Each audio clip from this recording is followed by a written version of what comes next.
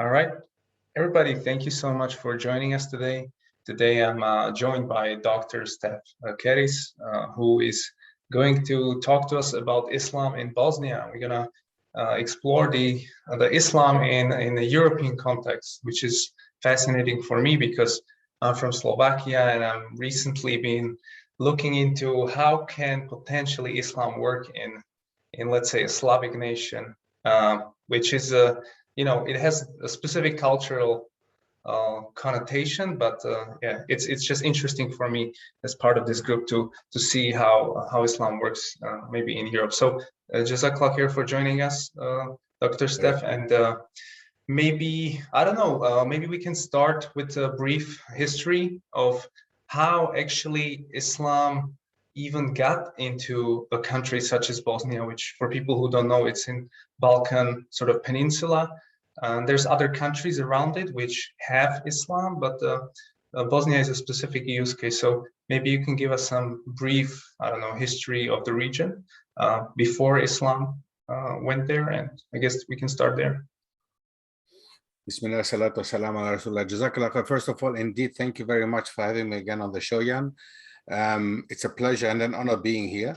And indeed, it is something that would be very interesting to your audience, especially because I'm sure that if you look at the context of being a Slavic nation or belonging to the Slavic region, it will be very interesting to see actually what happened to these southern Slavs, actually, because we have to divide the Slavic nations into different type of Slavic people, and the southern Slavic people are the ones we're talking about, especially on the Balkan Peninsula, the former Yugoslavia, so people such as the Croats, the Slovenes, the Slovaks, and the going down to the Bosnians, to the Bosnians. So the Bosnians, or Bosniaks as they are now used to be called, simply because to distinguish them from the rest of the former Yugoslavia people. The Serbs, that's something I would like to mention, is very important because there is a misconception going around, the Serbs calling them basically Serbs who accepted Islam. So actually they're nothing else but Serbs, they keep saying. But the truth is, we're going to come to that point, inshallah. But first of all, the first question was, how did Islam get to that area? How did the Bosniaks accept Islam? Islam was actually there before the Ottomans, because many people say it was the Ottoman Empire that came in the 15th, 16th century. They actually came and they imposed Islam on the region, which is not entirely true, because there were Slavic people before already living in that region, and there were people from all over Europe, coming from Asia, coming from many parts of the Eurasian continents, and meeting basically in the Balkan Peninsula. And in between these people, many of them were Christians. There were also pagan people, but there were also Muslims. So before the Ottomans arrived already in that part of the world, there was already a minority of Muslims, not a majority, and not majority Muslim countries, no, but there were people who had accepted the deen before already. And this is quite important to mention, because again, as we say, that people misunderstand the concept that the Ottomans came, they imposed Islam on the people in the Balkans, which is a myth, and it's a narrative which developed in the last centuries to develop also hatred against the nowadays Turkish nation and Turks, just to keep them out of Europe. Because the idea of this narrative is, it started very long before. It started in Al-Andalus already, as we discussed last time. Al-Andalus in the 7th and 8th centuries, when Tariq bin Ziyad arrived in Gibraltar. Islam came that time indeed from Africa, and Islam came from Asia by the Ottomans, yes, but it was an established part already in certain parts of Europe before the Ottomans had arrived already. So it is not necessarily something that came from outside only, but it is also a part that got established in Europe as well. And don't forget, by the way, if somebody keeps saying Islam came from outside, Christianity is part of Europe, Christianity also came from outside. As far as I know, Isa alayhi salam, Jesus, was not a Swede or a Dane or a German. He was from Palestine, he was from the Middle East, and he brought Christianity to Europe also from the Middle East. So there is nothing new about it. Islam and Christianity came from the Middle East as well. Just one side note on that, you mentioned that there was already a minority. So these people were from Asia, like some traders, or who are these guys? Yes, a variety of people. First of all, yes, there were tradespeople who were dealing already with connections that were between Eastern Europeans and Asians, but also before already the establishment of Hungary, for example, if you look at Hungary and Finland, the majority people who established that region actually were people from the time of Attila the Hun. And these were Huns. That's why Hungary is called Hungary, actually. These were people coming from Central Asia. So Turkic people, the same that when they split in Hungary, many of them went to Finland and established the nation of Finland. So the Finnish and Hungarian people have common ancestry, actually. And even the languages are not Finnish. The Finnish language is not a Scandinavian language. It is a Turkic language. The same like Hungarian language is not an Eastern European language. It's not a Slavic language. It is a Central Asian language, actually. And Finnish and Hungarian have a lot in common. So the same thing, the people also came originally from Central Asia. But the Huns that time in the 4th and 5th century, they were not Muslims because there was no establishment of Islam that time yet. But they were Central Asian people. And the same happened throughout the Balkan Peninsula. You will find many Central Asian tribes that settled there and later accepted the deen, but still before the Ottomans. Some others on their way to Europe came across Sufi sheikhs, for example, such as the Ottomans. Before the Ottomans, before the Turkic people accepted Islam, the Seljuks, for example, also before the Turkic people in general, not only the Ottomans, the Turkic people accepted Islam, there was a contact between Sufi sheikhs who were traveling throughout Asia and were preaching Islam and Sufism to the Asian tribes. And that's how Islam actually is established and got a major religion amongst the Turkic people, who later became the Seljuk dynasty and the Ottoman dynasty, and so on and so forth and so on. So the same from these people, some of them went to Eastern Europe, and some others went to what is nowadays Turkey.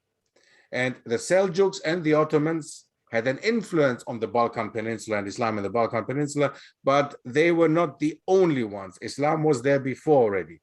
Not again in a majority way, as we said before, but it was there. It was known. It was known. Also in Central and in Eastern European countries, there were some Muslim minority, some Muslim people of minorities who were living there before already. And this we can find in sources, for example, in Hungary, there are sources that clearly indicate that there were Jews and Muslims living in Hungary before the Ottomans came, and there were rules against them. For example, against them slaughtering halal or kosher, or against them marrying just with themselves. They were supposed to marry also outside of Islam, marrying women or men who were not Muslims. So there is a lot that can be discussed in that. But in general, what I want you to take with you is basically that Islam was established in Central and Eastern Europe amongst minority Central and Eastern Europeans before the Ottomans came. And when the Ottomans came, they, of course, became the Muslim rulers of that area, and Islam became a majority religion then, but not necessarily that it was by the populations that were living there ruled, because until the end, actually, many countries in the Balkan Peninsula did not have majority Muslim populations. So Islam spread amongst the people, and it spread amongst the Slavic people as well, of whom the Bosniaks were the strongest ones, the biggest nation, who accepted Islam very quickly and very easily. And there are many sources indicating basically that it's surprisingly enough, in contrast to what people believe, that Islam was imposed on the people. And the Albanians, for example, who are not Slavic people, the Albanians accepted Islam in a much slower pace than the Bosnians as a nation. Of course, there are individual differences, but the Bosniaks, for example, were very fast and very easy in accepting Islam. Within the first 50, 60, 100 years, the entire nation of Bosnia actually had accepted the deen and had become Muslim already. By the 16th century, we're talking about 60 to 70% of the Bosniaks being Muslims already. But this, so this is a very rough and general idea. Yeah, in this time period, 15th, 16th century, was there a country such as Bosnia, or what was, because there was no Yugoslavia, so what was it No, no, called? no, of course. Yes, Yugoslavia is a very new development. It was something that happened after the Second World War. But yeah, that's a very good question, because actually all these people, they were Slavic people. And it's a question, did they have an identity as Bosnians? Or was there an identity as Serbs and so on? No, this identity, and I don't know if you mentioned it last time, but this identifying themselves with a certain nation, with certain borders, religion, and history, this is something very new that happened actually after the Second Revolution, after the French Revolution in 1789. Before that, there was no idea of being one nation within one structure, within one entity, closed borders, having the same language, the same religion, the same history. No, this is a new invention by the French after the French Revolution, which actually revolutionized Europe and the world, so that we think in terms like we think nowadays of an Italian nation, of a German nation, of a Bosnian nation. No, in itself, that didn't exist before. So we can clearly say, no, the idea of Bosnians being Bosnians before, Serbs being Serbs before, no, there were Slavic people. Yes, there were Slavic people there who spoke Slavic languages, but they did not identify themselves with a certain nation of Bosnia, Serbia, Croatia. No, this all happened much, much later, much, much later. Was it part of any kingdom at that time, like that part of the world? What was, because I'm kind of thinking of the 15th, 16th century, like what was that territory under, like who was ruling it?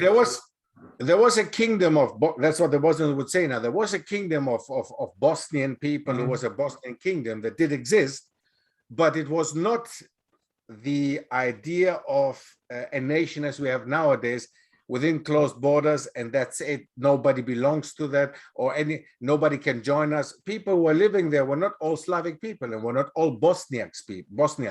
There were different types of people and different religions, by the way. Okay, there. Interestingly enough, to mention here is that the religion of the Bosnian or Bosniak people from that area was actually a religion which was very close to Islam. They used to pray 5 times a day. They used to adhere to certain restrictions that were known in Islam. And it is a question exactly now, and there's not so much research being done. What exactly was this religion that these people from that time followed before Islam came? Was it maybe a connection? Could it have been that there was a connection with the Muslims before, who amongst them came with them and settled in that area? Because as we said, before the Ottomans, there were Muslims living there. So might it have been that there was a connection and they just mixed it up with Islam, and it became this Bosnian religion before the Ottomans came?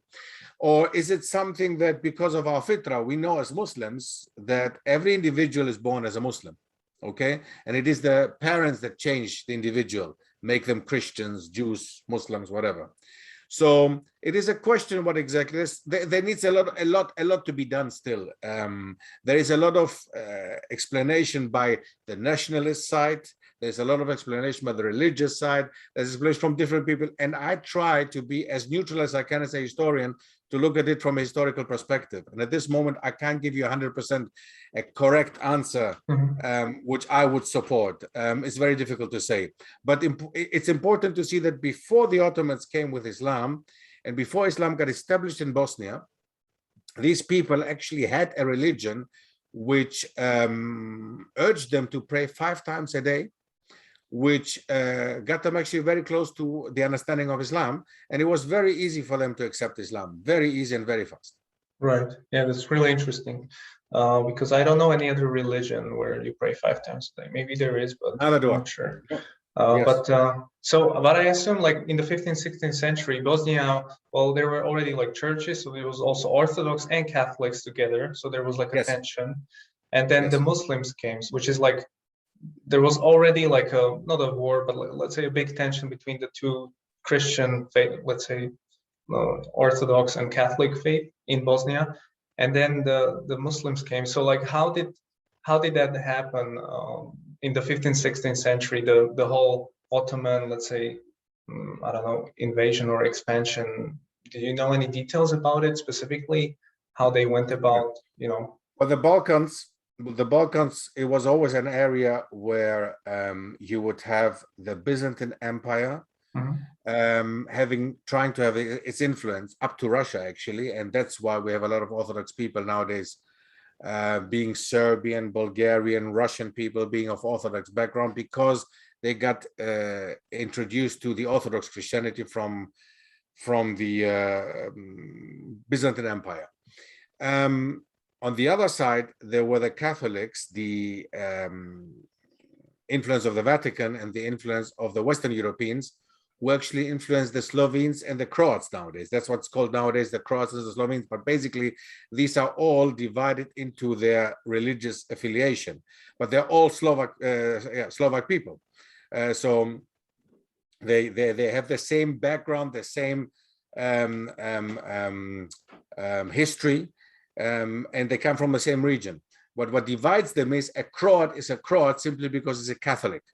A Serb is a Serb because he's an Orthodox, and a Bosniak is a Muslim, Slavic people. So basically, it's all it's all a division of religion, and that's what makes it very complicated on the Balkan Peninsula. How come? What do you call a Serbian who becomes Muslim?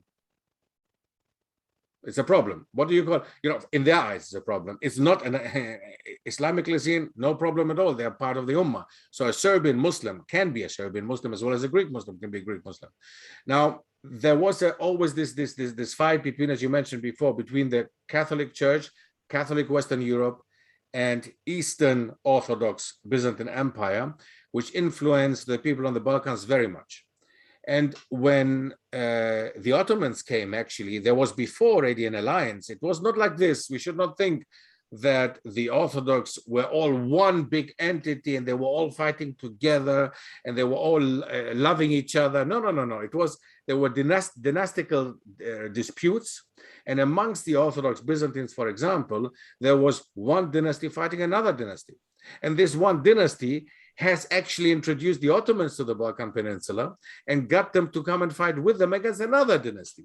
So it was not the Orthodox against the Muslims and the Muslims against the Catholics. No, it was a sheer power of might, a battle of might and power. Okay, it was not, and religion was always a good excuse. So they would use religion as people use nowadays religion for an excuse of being Muslim, Bosniak, or whatever. That was the same that time, but it was a dynastical and a power issue, so that people from the Balkans would fight each other independent of race, religion, and background. But religion played a role, okay, because if I was a Catholic, I would turn towards the Vatican and I would turn towards Western Europe and get support and help from them. If I was an Orthodox, I would turn towards wherever, maybe later Russia, which became very strong and very big later, or I would turn towards other strong Orthodox nations. And I had a problem with the Vatican. I had a problem with the Western European Christians. So when the Muslims came, there was a power vacuum there, because the Bosniaks, as I said, they belong to the Catholic, not to the Orthodox faith. Okay, they belong to their own faith, which I explained before, which was actually a kind of mix of Islam and something, and they accepted Islam very easily. So they started the idea of having an Islamic or Muslim nation within Europe, within the Balkans, basically, and within Europe, and dividing the Catholics in the north to the Orthodox in the south, having basically a buffer zone in the middle, which is called Bosnia nowadays, okay? And this totally disappeared when the entity of Yugoslavia developed, okay? When Yugoslavia developed, this idea of Bosnia and Bosniaks and Muslims and Serbs and so on, this all actually disappeared, theoretically disappeared. But practically, it was the Serbs who were running Yugoslavia. Okay, it was the Serbs running Yugoslavia. So Slavic nations, yes, without a doubt. Yeah, I've heard that the Pope was, even before the Ottomans came, the Pope was really unhappy with Bosniaks because they were leaning more Orthodox. So he was like trying to put some extra taxes on them or something. I'm not sure what happened. And then so that's what also made it easy for them to convert to a new religion, because they saw it as like, well, this doesn't work for us. This branch of Christianity also doesn't work for us. So we might try the new religion. Well, the new, it was already like 900 years old or 800, but for them it was like a new way of, looking at the society. So maybe that's why it was also easier, and also because they were already practicing some strange parts of it before that. So that's really interesting. So do you know how long did the process take? Let's say when the Ottomans came, was it like 100 years until Bosnia turned into like a majority Muslim nation? Or because you need to build mosques, build like institutions, educate society. So I don't know how it takes to establish like, let's say, a Muslim country. I mean, definitely within the first two generations, the Bosniaks had actually accepted Islam as a majority. By the beginning of the 16th century, we had already Bosniaks being 60% Muslims. Okay, so this is a massive amount, because this was not the case with the Albanians, it was not the case with the Greeks, it was not the case with the others on the Balkan Peninsula. And now what you mentioned before, of course, there are now these sources that come up with, and we have Western European historians and whatever who just come and try to find a reason why actually these people accepted Islam. I can give you one of the reasons, simply Islam itself. I mean, yes, you mentioned before, and we know now that they did follow a certain religion which reminded us of Islam, actually. So maybe that was one thing that made it easier. But on the other hand, again, look, you and I, if we look into Islam, nobody forced you and I to accept Islam. We accepted Islam because we realized the beauty of the faith, and we realized what connects us with the Creator. So I just say that I would say that many of the Bosniaks actually felt closer to the identity of Tawhid and the identity of being a Muslim than anybody else, maybe. Let's just take this one. I mean, of course, there were some pragmatic reasons for many to accept, but there were also reasons of simply the faith. So yeah, absolutely. I mean, that there was the dispute between the Catholic and the Orthodox Church, no doubt about it. There were buffers on in between, yes, because this, of course, made it also easier for them to be different. But on the other hand, they could have just simply chosen to become either this strong, this ally of this strong nation, being a Catholic, or being an Orthodox. Why didn't they do that? They could have done that. They didn't do that. Okay.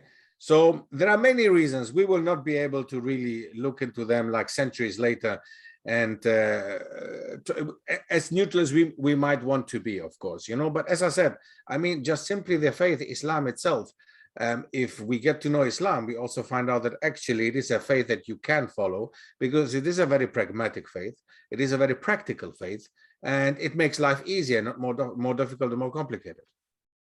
Right. Yeah. I guess the biggest issue, also looking at it from my perspective, is the Arabic language, just for the understanding, right? So like when they came in there and Islam was presented and all the praying and everything, you don't need to learn Arabic, but you should at least understand what you're reciting at some point, right? Because then if you don't know what you're saying, then what meaning does it have? So how do you, because I'm thinking from my perspective, let's say I'm doing some Dawah in Slovakia, or there's people here who take bits of Islam and then take some traditional Slovak clothing and they make a new clothing for women. And that's beautiful. That's like not bida or something, but it's like taking some culture that we have as Slavic and then making it Islamic, which is also perfect. And there's like 1,000 Muslims here, so it's not like everywhere. But I'm thinking of like the Arabic language. How do you think the Ottomans trained them, or do you need to set up some schools, or the way of how do you teach the religion, right, to the people? Did they send some imams there, or how did the whole society kind of pick up Islam after they explained the basics? Very good question, Jazakallah. Indeed, the Ottomans, the way they were dealing actually very simply was from the moment that they got established and they have peace in that the territory where they were ruling, they set up a major masjid, a central mosque, always in connection with a madrasa, or the madrasa system. Now, the Ottomans were known for the imarat system. I don't know if you've ever heard of that, but the imarats, for example, were whole constructions where you would have university with university students, you would have a school, you would have school students living on the same area, the compound area, you would have the mosque, the prayer area, you would have even a soup kitchen for the poorer people, you know, to cook, kitchen basically to cook and to deliver food. So all this massive complex imarat was typical for the Ottoman system. So when they established such an once they were established and they had they were ruling a territory, they established the imarat system basically, which all belonged to the Waqf. It belonged to the Islamic department. Let's call it Islamic department. The Waqf is the basically something like charity nowadays, but the charities were strict part of the state, so that they were the ones who would get a certain amount of money in from the state to finance their schools, to finance the universities, to finance their food that they would distribute to the people, and so on and so on. So they would basically establish this whole complex, and within this complex, Islam could spread. So people would come to them, would learn from them, and the Arabic language was for the Ottomans not as important as it was, for example, for other people later. What was more important for the Ottomans at that time is they used Arabic to understand and to recite the Quran. But that's about it. Everything else, for them, Persian was even more important. You know, the Ottomans actually, and many other people coming from Asia, rather spoke and wrote in Persian than they spoke in Arabic. So the Persian language became actually more important in poetry, for example. If you look at sultans from the Ottoman Empire, they rather created poetry in, might it be Ottoman Turkish or in Persian rather than in Arabic. Arabic was really something just for the madrasas, just for the Quran, nothing else. And on the streets, they would speak Ottoman Turkish or Persian even, yes, rather than Arabic. So they would implement this system in a way that they would educate their people. They would create this educational institute, let's call it educational institute, the Imarat, where people would learn how to pray, they would learn to become educated, they would learn to read Quran and learn the Quran, and all this was within the structure. So if you want to try to figure out actually if it's something that we can use nowadays, it is possible nowadays, I would say, in a non-Muslim country to establish, as we do nowadays, mosques. But a mosque should not just be a mosque. It should have many more facilities, such as educational facilities to educate people, to start with the children already, to teach them Quran, and not only, but to make the madrasa system of that time is not what we know nowadays. The madrasa system of that time was a whole school system. They were teaching physics, science, foreign languages, religion, and everything, not only the Quran as they do nowadays. So the whole system is not what we know nowadays. The system of that time was more universal and more education-wide than just teaching the Quran, which of course, out of the Quran, we take a lot. But out of the Quran, we can also create separate sciences, as they did. So these separate sciences were also taught. And that's what we have to look into nowadays as well. I always supported the idea of creating these Emirates rather than just mosques as we do nowadays in Europe, where we would have a class system, classes, not class like high class and upper class, but classes for students to teach them, from young children from the age of 6, 7 up to the age of university, and even having university education as well, and not only school education. So, but this goes very far because we are very weak nowadays. We cannot implement a system like this, and it's definitely not in Europe. But it would be something to look into. It would be something to start really education from primary age school up to university age school, which would actually give you a better understanding of the deen and of the world. And that's what they were doing at that time. They would educate Muslim citizens, and not only Muslims who would know the Quran by heart, like we do nowadays.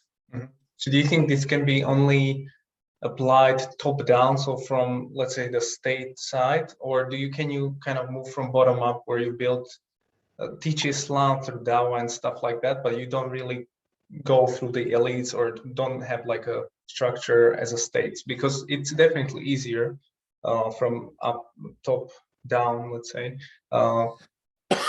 Because now I Well, guess this is impossible, right, in some countries. Right? That's well, you gave your answer. You gave two answers yourself. First of all, if you start from top down and you have the support from the state, like the Waqf, if we establish charities, Waqf, they have to be connected to the state, and the state will give them money. So the state would be standing guarantor and would support them with their funds and education and everything. So that's easier, of course.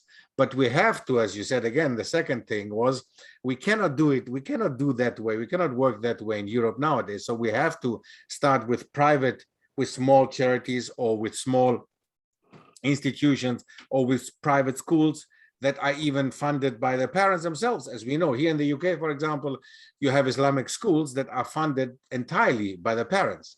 And that creates another problem, of course, that money talks. So that if you don't have enough money, you cannot run the school. Very simple, very easy. So also the resources of the school.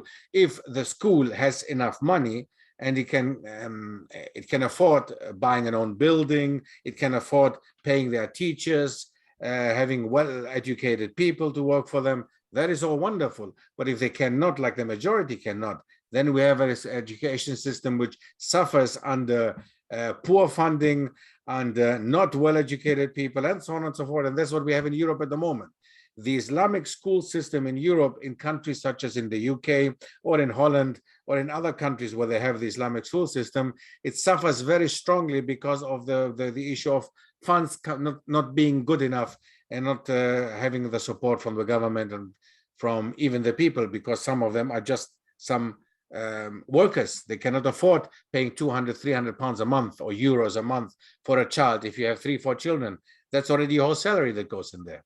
So this is the problem that I see with education in Europe. We have to start with education, and we do have to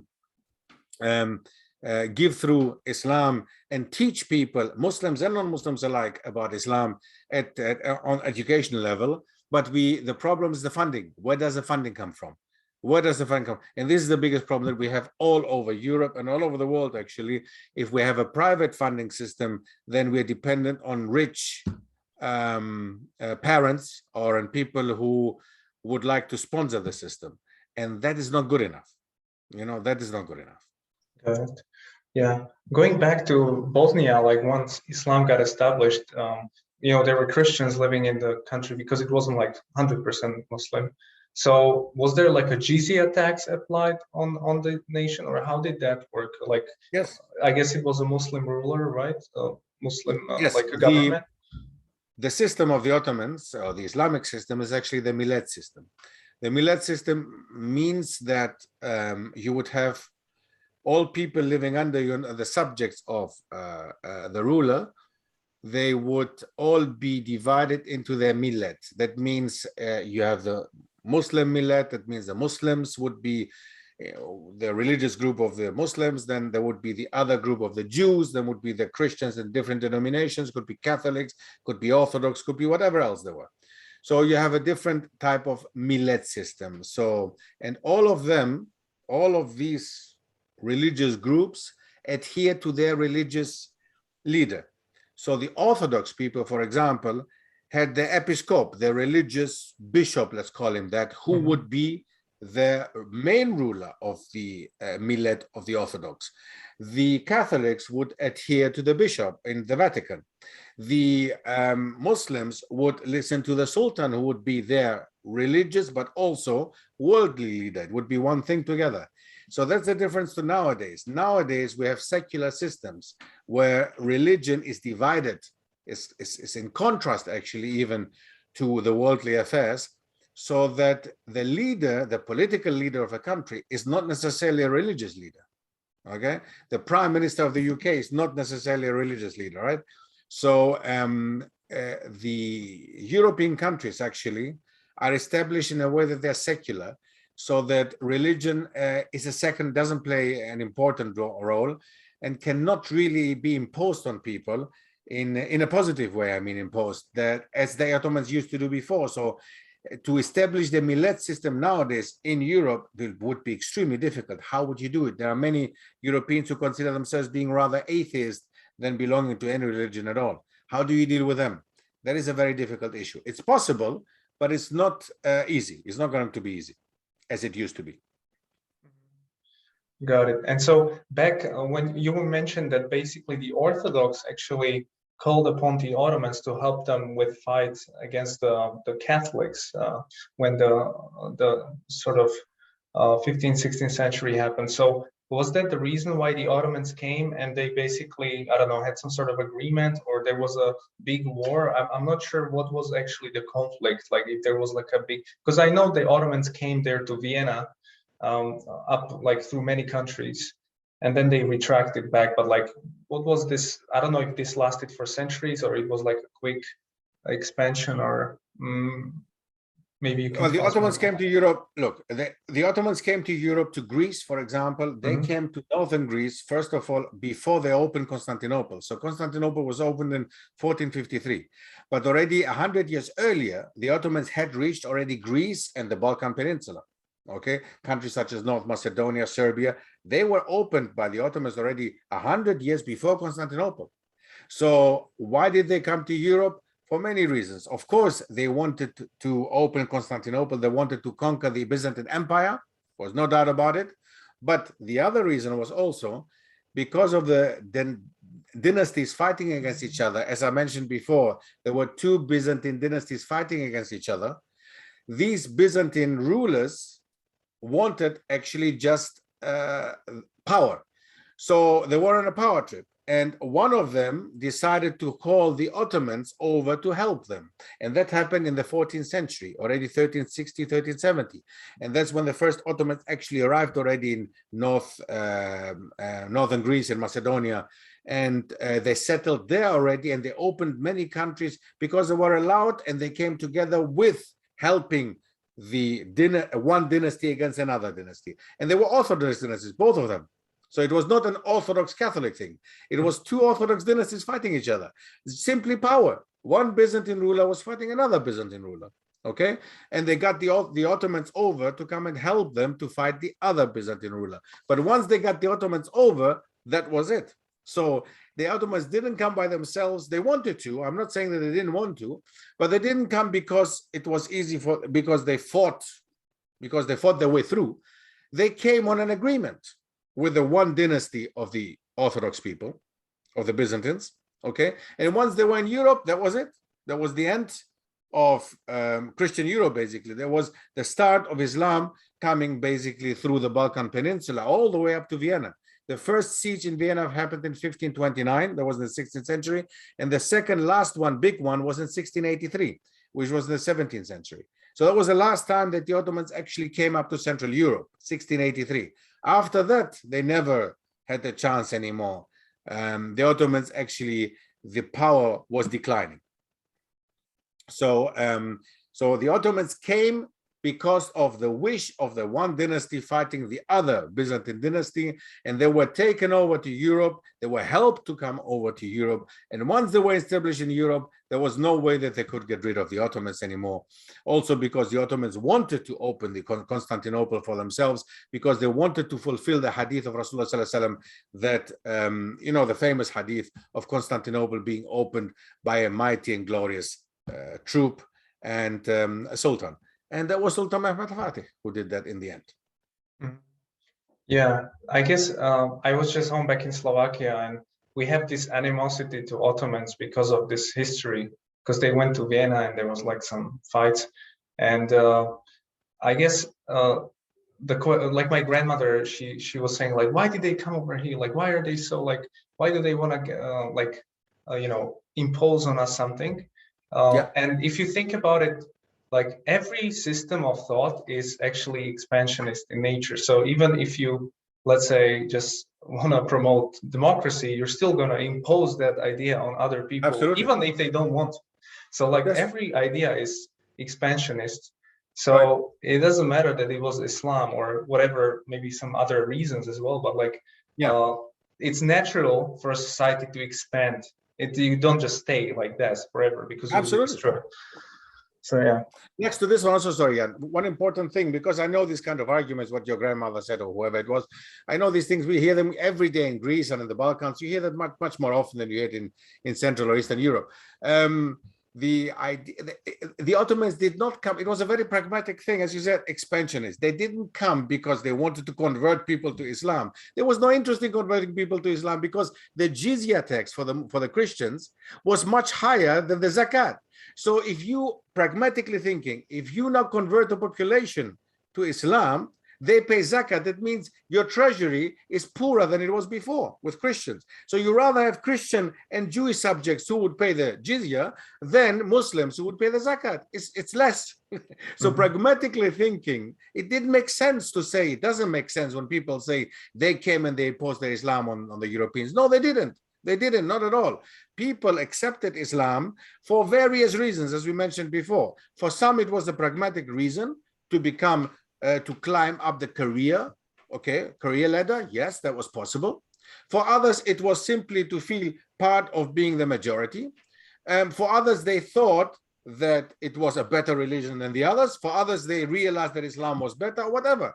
So there are many, many various reasons, and the Ottomans did not come with the idea of imposing Islam on the others, because again, as I said, it was more important, it was pragmatically better for them to have actually non-Muslim subjects than having Muslim subjects under them.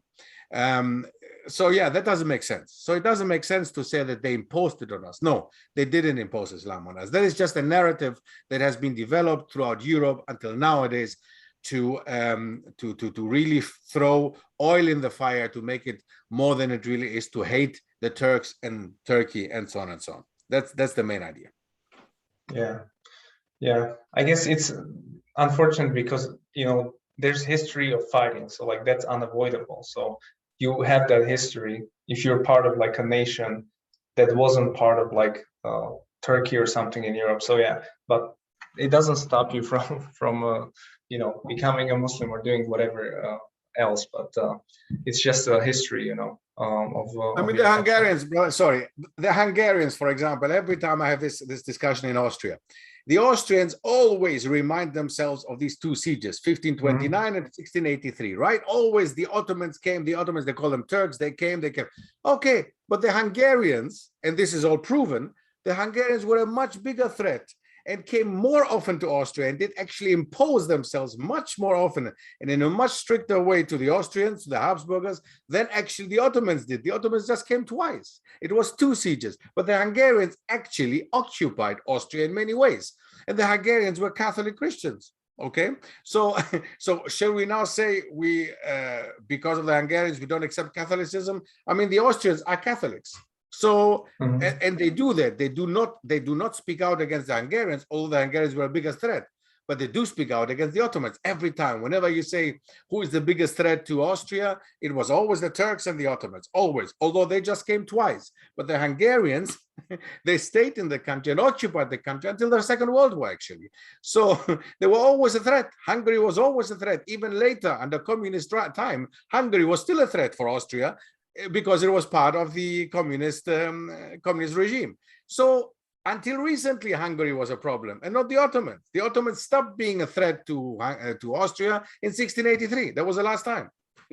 So it doesn't make sense, It's all it's all emotions. People work a lot with emotions. And what I see on these people who had contact with the Ottomans in Europe, Eastern, Central, and Southern Europe, they play a lot with emotions and with people's miseducation. They keep telling them things, narratives that have developed, but are not true. Okay, these are myths. They keep telling them a lot of myths. And this is something I grew up, me as a Greek, I grew up with these myths. I grew up with these narratives. I went to a Greek school. I learned all this nonsense and I believed in that when I was a younger child, until I grew out of it and I realized that, wait a second, there are sources from non-Greeks who traveled the Ottoman Empire, who gave us a more accurate picture and a different picture of what we know from the Greeks. So that's when I started realizing, wait a second, when they're telling us lies about the Ottomans, maybe they also tell us lies about Islam. And alhamdulillah, I saw indeed that that's what happened. Yeah, it's the same like here. Like we were occupied by Hungary for 1,000 years. So like Slovak people were actually slaves until 1848 by, we call her Maria Theresia. I don't know the translation of this, like let's say she was a queen or something, but she banned the slavery, and like Slovakia never had a country. We were never like a country. We were established like after First World War, after Czechoslovakia, basically the first time. Yes, And yes, yes. so there was a big animosity between Hungary and us. But right now we have the best relationships ever. Like Hungary and Slovakia are like really good friends. Like Yeah. 30 years ago, it was very difficult because there's 500,000 of them living in Slovakia and they don't really speak Slovak. But now we're cool. So like, I don't see the problem. The same with Russians. They occupied that for 60 years, killed so many people, like illegal occupation, communism, like destroyed Imposed the our political economy. system. They imposed the political system. Yeah, Yeah. they completely changed our society. You can still see some buildings from that era and they're like ugly and we don't like them. But now, like a lot of people love Russia. And it's like, well, I think it's more about like subtle racism, or like, because these people look like us. They are like Russians and us and Hungarians, we look like we're Slavic people. But then there's Turks who are like brown, they have beards. I don't like that. You know, it's like this subtle psychological something, like this is strange, this is something foreign. Even these people did more harm to us, but these people are like a bigger threat, even though what sort of threat are they really? Absolutely. I mean, you just said exactly what exactly. That is something that a logically thinking person. But again, as I said, we are not talking about logic here now. We're talking about emotions. People are just emotionally. They have this emotional attachment to the past, and they've been lied to. Don't forget that. We have all been lied to at school. You have been lied to at school. I was lied to at school. We are all lied to at school, and we have to realize that. Not everybody wants to realize that, or not everybody wants to wake up, because it is quite difficult to find yourself isolated from the majority population, believing and thinking a certain way, and you think differently. It is difficult, as you, of course, know best. You are living in a society which is swallowing all these myths and legends that we just spoke about, but you are now going against it. That's a problem, isn't it? And you will feel a lot of animosity and hostility towards you as well, simply because you do not really fulfill the criteria that they want you to fulfill as a good Slovak or Czech person, right? So the same with me. I'm not a good Greek. I've lost my idea of being Greek, identity actually, for them, not for me, for them, from the moment that I became Muslim. So you see. Yeah, I was just actually at the wedding, and it's like a typical Eastern Slovakia wedding. A lot of drinking of alcohol, a lot of like rituals, very Christian. So like people are still practicing Christianity. Everybody prays before they eat. It's like very traditional, not like here in Czech Republic. And it was like strange because I was the only one, you know, not praying at church. I was going in the church to attend, but I wasn't doing this, or I wasn't doing anything. I was just standing there, you know, as the only one. And people were like looking at me like, who's this guy? Even though I was Christian for 15 years. And then, you know, all this, like, it seems strange to me, like we're praising the Lord. And then like a few seconds after, we're drunk and like screaming. And like, what is this? Like, they don't problem. You see the contradiction. You see, subhanallah, we see the contradiction. You're right. We see it from the moment you accept Islam and you look into Islam, you see the contradiction, but they don't seem to see that. They don't seem to see the contradiction at all. They believe, honestly, they believe that they're the best Christians on this planet. I remember how I had a conversation with my uncle who asked me, subhanallah, he asked me, I was a tour guide on my mother's island. And I remember he came to me and he said to me, listen, if you can get, I feel lonely. My wife is not here. If you can get me a girl over, let me know. I was like, wow, I thought. And then I reminded him of that in front of his wife. And there was no issue because that's what men do anyway. Mm-hmm. It's normal. And then when I told him, but you call yourself a good Christian, because his problem was that I became Muslim. And when I told him, I said, in Islam, you can't do that. In Christianity, you can't do that either, I told him. He said, don't come and tell us all this nonsense with your nonsense, because I'm still a good Christian. I said, are you a good Christian? I said, what is a Christian? What is a Christian? When was the last time you were in church? I asked him. You know, and then you come and tell me, you know, if I could get you a young girl over to go to. I said, what is that? I said, this is one of the biggest sins in Christianity at all. So you really come and, you know, But no, they don't want to hear that. They don't see the contradiction. They don't see the contradiction. It is a cultural Christianity that they follow, and it's a cultural Islam that many Muslims also follow, by the way.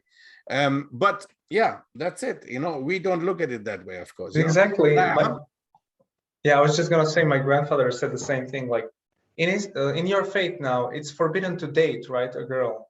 And I was like, yeah, but it's the same for Christians. Like, you same have for to you. wait until you're married. Like, but he was like, well, we don't follow that. Like, but I'm like, That's okay, it. but it's still the rule.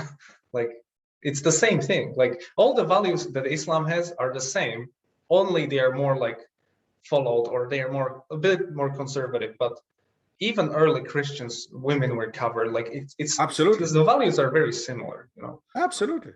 Yeah. You travel through the Balkan countries. You know, you start somewhere in Slovenia, you go all the way down to Greece, you see how old women, all of them are covered in black, and all of them are wearing hijab. All of them, no exception, you know, are wearing hijabs. What is going on here? And if you tell them that, they tell you, yeah, these are old women. So what do you mean? So old women have to cover? Who told you that? Who tells you that old women have to cover? You know, and why do you say old women have to cover and young women don't? You know, where does this all come from? You know, it's such a confusion in their mind, but they do realize the confusion. But when you make them aware of the confusion, they actually become very defensive, I've realized. And many of them become even aggressive. They become aggressive because they realize they don't have an argument anymore. They cannot argue that anymore. They don't have a reasonable argument. They are very, very, very unreasonable in their way. So, and they knew it, and they know it, and they realize it. And I don't know. I mean, that's when I tell them, if you really want to have a conversation with me, then let's stick to facts. And let's really try to have a reasonable conversation. And let's not talk about emotions and how you feel and how your brother feels and how your mother feels and how your father feels. That's not important at this moment. Let's talk reasonably about certain issues. But it's not possible for them to keep out emotions. It's not possible. Impossible. Yeah, I agree. And I remember attending this wedding and the church ceremony. After like 10 years, I haven't been in church. And I was just paying attention to the words for the first time, actually, as a not Christian. Like, what is this all about? And it was just so strange for me now as a Muslim to hear this, because they were like praising the Father for the heavens and earth, and then they were like, Lord Jesus, and always mentioning Jesus and the Father, and it was just like always these two things combined. I was like, there's so many. Like, if you just hear this as a not Christian, it must sound strange to you. These ceremonies, you know. Yeah, but you know, what can I do? But the thing is that I found interesting. I read the Islam Between East and West, the book by Alija Izetbegovic, who was the president of Bosnia. And back in the 90s, when the communism fell, actually Bosnia, like in communism, it was not really great that you were practicing any religion, but they actually went more conservative after that. And now Bosnia is like pretty religious country. Compared to like Slovakia or other Christian nations who lost their religion when they got the freedom. So I attribute this maybe to Alija because he was actually president in those years and there was like a big war. But I don't know if you've read his book or if you know something about him, but what do you know about like the modern history of Bosnia? Or I know, you know, the Srebrenica attack, the genocide, right, and stuff. Like, do you see any pattern here repeating, or what's going on? Okay. I mean, I'm happy that you asked me that, because that really, we have to mention this. Is very, very important. What is happening in Bosnia, mashallah, I have not read the whole book of Alija Izetbegovic, but I do know about the book and I do know about him and I do respect him very much. I really think that indeed, as you said, he participated strongly in Bosnia finding back their Islamic roots. No doubt about it. With the idea of Bosnia is nowadays, it can be considered a model in many ways for us European Muslims to look into the way that they're dealing with their Islamic past and roots. Bosnia actually considers itself, the Bosnians consider themselves and the country as being the hub of Islam in Europe. And they have done a lot for it since after the second war, after the war in the 1990s. So after the independence, basically, when Bosnia established, it established really as an Islamic country in a way that they do have a madrasa system, as I explained before. They do have the university system. They do have the system of Muslim education, okay? And it's state supported. They do have the Waqf system. They do have the system of Muslims actually being educated in Islam and in secular education, mashallah, which is, I find very, very progressive and very good. But the problem is still that they do, because of the war, they have to identify themselves also as a nation, as a modern nation, as being Bosnians, meaning that if now you or I as a Muslim go there,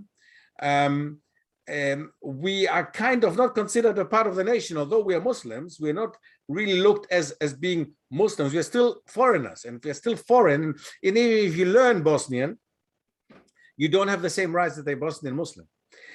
So this is something that is a problem that I have with that part of the world, simply because of the war and of the identity that they had to find for themselves actually after the war.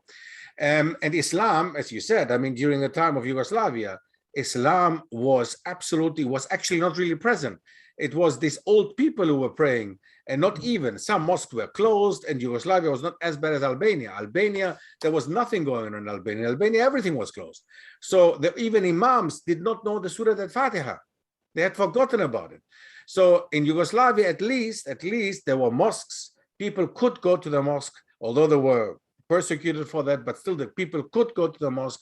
There was still a kind of Islamic roots kind of ideal was there, but nobody really knew the Islam, in contrast to nowadays. Nowadays, the younger generation, mashallah, as I said, we have nowadays imams coming from schools in Bosnia. Bosnia has developed a strong Islamic education, and I do admire them for that very strongly. But they rather look to Turkey as their big model, rather Turkey than, for example, an Arab country or Saudi Arabia, or a country where Islam is strong, established more strongly than it is in Turkey, for example. Although Turkey, of course, has done a lot in the last 10, 15 years because of this government. But before, Turkey was not considered, I mean, Turkey is the only secular country in the whole Muslim world. And we have to be clear about this one. Even our women in Turkey had problems until recently with a hijab to go to university or to work at public office. So this is something for me that's not a model. Okay, Turkey has changed, I know.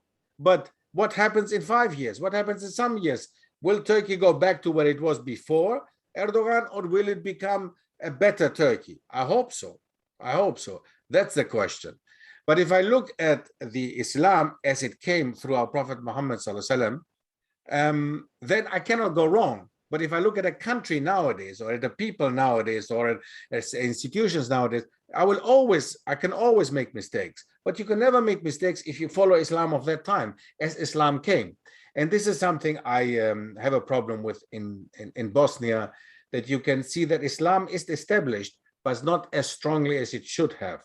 But again, it is a new nation. It is a nation of not older than 30 years at this moment. Not even actually, and it still needs to find its way. Its economy is a disaster, and that's of course also something that pulls a nation down. If they can establish a stronger economy, they will also stand much stronger towards the others in Europe than they can at the moment. Yeah. So I think what comes to us, I really think as European Muslims, what we have to do, I believe we have to really help establishing a stronger system in Bosnia, especially.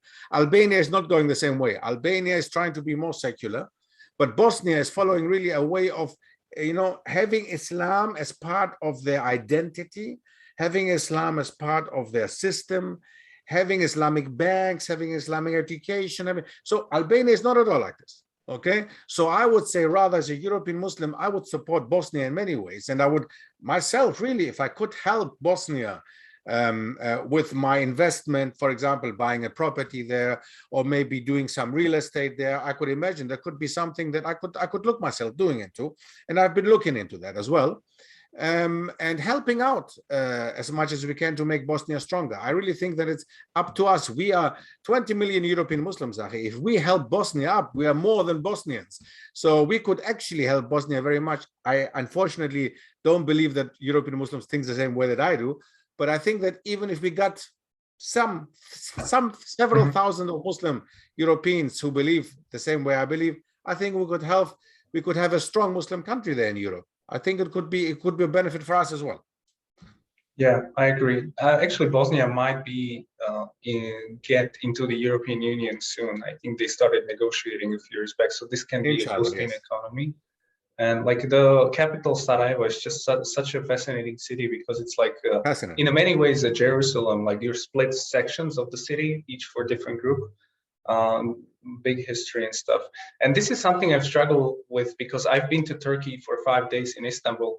And, you know, I felt connected to Islam much stronger, obviously, because you go everywhere. There's mosque on every corner. People are practicing Islam. Not everybody, but I think 50% of women were covered, 50 were not. So let's say 50% were following, maybe if I take it with a grain of salt. And it's just everything's halal, you know, everything is set up for both lives. If you want to live a secular life, you can. If you want to live a Muslim life, you can. Right. And it's such a trip. Then I coming back here and just seeing nothing here. But I was kind of making a dua, kind of figuring out like what should I do with my life? Like should I stay here or should I move or do hijrah or what? Because if I go there, it's not my culture. I was bothered after a few days by some things they were doing. You know, it's the Islam is there, and that's what I enjoy. But some things I didn't like. And then here, the culture is mine. I speak the language. I understand the mindset, but there's the spiritual vacuum. So I was just kind of figuring it out, and I was making a dua. And since like a few hours after that, I got so many messages on Instagram, which I never do, from Slovak Muslims telling me like how many Muslims already converted to Islam. Like some, because of my videos, some were calling me up and I was like, okay, there's a sign here. Like maybe Slovakia really needs help, you know, because there's not many of us. So we're thinking of translating the videos to our language and also kind of establishing some sort of like long-term strategic goal for, I don't know, 5 to 10 years. Like let's say establishing the first mosque or some basic stuff because we don't have anything. So I think this is something we could do, you know. I mean, we're now in the middle of a show, but I would love to offer my services really to help as much as I can. And you're absolutely right. We have to start, and I believe more. I think more pan-European. You're absolutely right. Of course, you're thinking of the Slovak people, which is not enough Islamic knowledge there, not enough Muslim Slovaks to do. But definitely, you have to start there. Look, it's the same situation in Greece. Exactly what you just said is exactly the same situation in Greece. You know, many times I even went back to Greece for 2 years with my family. I dared it. I made the big step and I said, no, I need to go back to Greece to do something there and not being in the UK, not being in the rest of Europe. I'm needed in Greece. Well, one point that I've realized, and I came back again, is we can do a lot more when we are stable and strong somewhere else. Nowadays, with the internet, we're living in the age of internet. I mean, I do have lectures in Greek in Greece through internet. I don't have to be in Greece to do that. I do have a communication with some Greek Muslims there, alhamdulillah. They have established a mosque there, mashallah, which I'm part of now. But yeah, but there's still a lot of help. It's the same situation, basically. It's very, very close to the same situation there. In Athens, it's not very different to what it is in Bratislava, for example. With the difference, of course, that there is a bigger Muslim community, okay? Not necessarily Greeks, but immigrants, okay? But there is something is going on now. There are Greek Muslims nowadays, in contrast to 20, 30 years ago. There was none. Okay, but nowadays there are Greek Muslims, mashallah, and I can see the same developing with you in your case.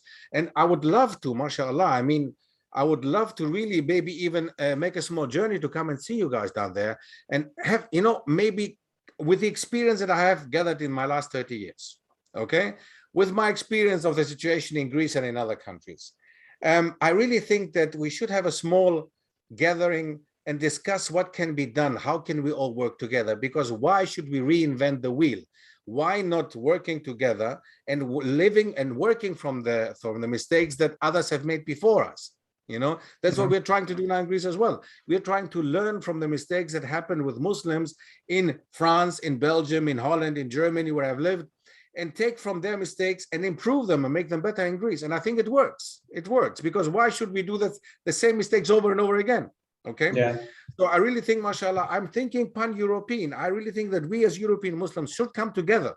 And I don't care if it's Bratislava or if it's Paris or if it's London, you know, come together and really try to, we have common problems, Akhi. There is no difference between a Greek Muslim, a British Muslim, a German Muslim, a Swedish Muslim, and a Czech Muslim. There is no difference at all.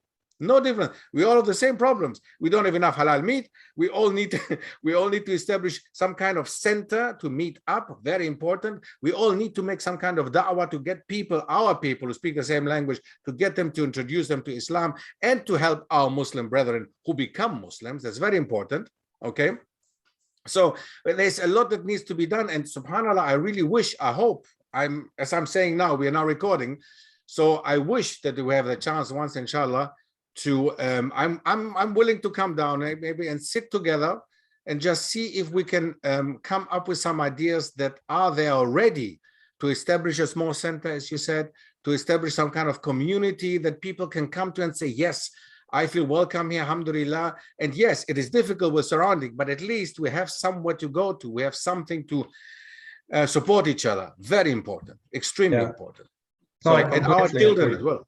Yeah, thank you. I completely agree with that, because you can't have Islam based around immigrants, because they don't speak a local language. They will never be able to convince us, a local person. So it needs to come from us who are practicing for a few years. And then, yeah, like the mosque is great, but who's going to learn me how to do Quran? Like, there's no one in the mosque who wants to do that. So like, there's no institute, there's nothing. So I have to learn it online. It's difficult. So like that, also like a comprehensive view of like a school, not school, but like something like in a mosque where it's also a community center. It's not just like you go pray there, but like you have lectures every Friday. There's some sort of visit, and there's like a comprehensive view of Islam, because let's say we had 20 shahadas last month. Great. But how many of those people stay Muslim? I don't know, because like they have no support. They don't know how to pray. They don't know anything. We have nothing to show them. So like they have no halal meat, nothing. So like, okay, this has to be figured out. I mean, mashallah, there's a great website we have now with a map where we have halal shops, you know, and stuff like that. But like these things are still very early. Like we need to have like a comprehensive view, like what happens after somebody embraces Islam. How do they, you know, how do we help them in the first year, let's say? I'm still in that first year as well. Yeah, believe it or not, I'm sorry, I have to interrupt you there now. Sorry for not, but you know what, believe it or not, I was surprised when I came to the UK 20 years ago. I thought I'm coming to a country where everything is settled already for the Muslims. We have everything here, mashallah. This is just the surface. You just think you have everything. Nothing. It's as bad as it is with Czech Republic. The difference is that we have a lot of what is as bad. So the thing is, yes, we do have halal butcheries at every corner. We do have mosques everywhere, but it is empty. Empty in a way, there is no soul in there. I prefer to have one mosque, as we have in Athens, one masjid I feel at home, rather than I feel in 20 mosques here in this country. And the next thing is what you mentioned before. Yes, we do have shahadas everywhere. Everywhere in the world, we have shahadas every day. But the problem is not to get them to do the shahada. The problem is to keep them in Islam. Many people make the shahada one day, and then a day, 2 days, a week later, there's no support, and they leave Islam again. So this is the majority problem. The problem is not to enter the deen, but to stay in the deen. And I have now realized in the UK, just now recently, very recently, some years ago, 3-4 years ago, there is an organization called Hijrah in London, for example. What they're doing, you might have come across them. They just started this buddy program, buddy pal program, meaning when you come into Islam, they get you somebody is with you, basically teaching you for a week, for a month, whatever, being together, getting the support from a Muslim who is more established in Islam, teaching you how to pray, teaching you how to be as a Muslim, basically, and to live together. Now this they just now is implemented in the UK, just now. So what are you telling me now about Czech Republic? So we have to now just take this idea, okay, and as I said, not reinvent the wheel. Just take it and do the same thing in our countries. Although we are pretty new in our countries, it's more difficult than younger the generation in the Czech Republic. But you have the chance now to take this over from what they learned in the last decades. We take it and impose it and implement it on our people now in our countries. So yes, absolutely. Let's go ahead with that. Really, subhanallah, it is a possibility that we have, a chance that we have. Allah is giving us this chance, and it's massive. The points that we gather as Muslims doing that is massive. I don't think we can count them. So why not? I mean, my idea of a pan-European Islam, of an Islam of Muslims, not Islam itself, Islam is one, but of Muslims, European Muslims working together and being within the framework of the European Union, basically, let's call it that way, a European Union of Muslims, where we could have learn from each other, we could work with each other and have each other's back. And we don't have this at the moment. So we need this, absolutely. And it doesn't matter what it is, as I said before. I don't care if it's in Paris or in London or in Bratislava or in Prague. I don't care what it is, as long as there is a kind of coming together and moving forward, you know?